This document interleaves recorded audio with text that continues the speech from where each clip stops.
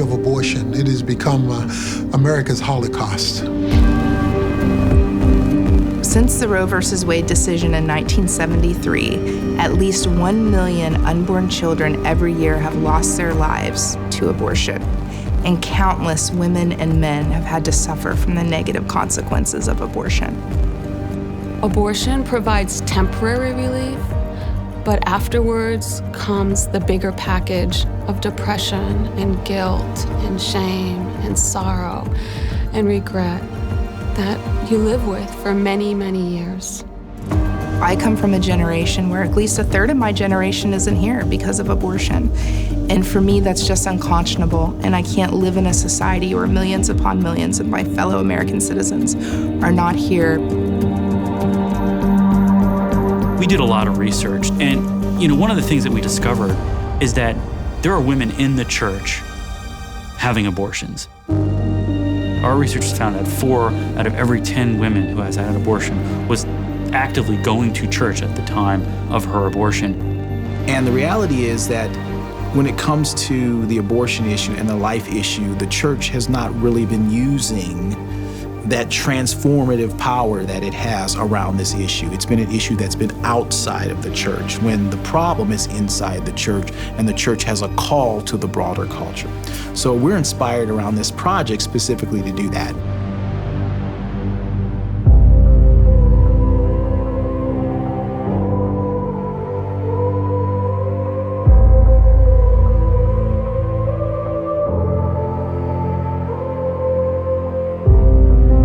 This is a tool that will help mobilize the church.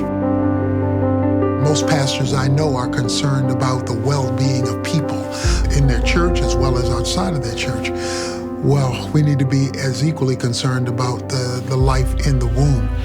And so because it's an issue of life, and God is the author of life, that we must be in life-related issues. For us, it's a priority, and I think it should be a priority for any pastor who's concerned about comprehensive ministry. As a Christian, our hope should be Christ's hope. And the last thing that he said was what? Go and make disciples of all nations.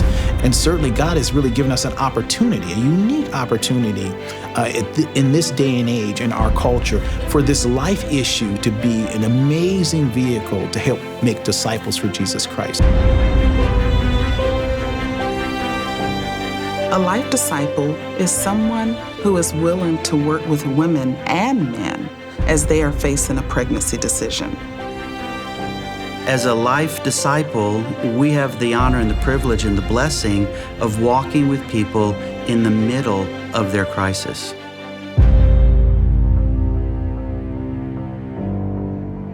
When I was pregnant at 17, I went to our local OBGYN, and he asked me, is this good news or is this bad news? And I said, this is not good news. And he said, well, here's the number for an abortion clinic in New York City. And that was really the extent of the counseling that I had, or the care. It was like, if this is an unplanned pregnancy, abortion is the solution. And if I had a life disciple at 17, I would have chosen life instead of abortion.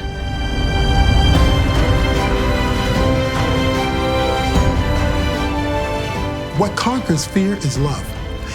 And when you envelop this lady with love and encouragement and compassion, that I want to cry with you, I want to laugh with you, I want to embrace you, I want to love you, you've opened up the door to share the gospel. So the Bible is clear that God has authored life, He sustains life, and His goal is that we might have abundant life that Jesus Christ offers. And of course, the church is the best place to offer all of it. I firmly believe the more educated people are about the abortion issue, the more and more people become pro-life and want to protect unborn children and women and men from the destruction of abortion. Because that's really to the core of how we solve the abortion issue in our country, is to reach the people that it's impacting the most. Our goal with this curriculum is for people who will be trained as life disciples and who have an opportunity to meet with people who are facing a pregnancy decision. People who have before them life or death. our hope and our prayer is that you will help them choose life.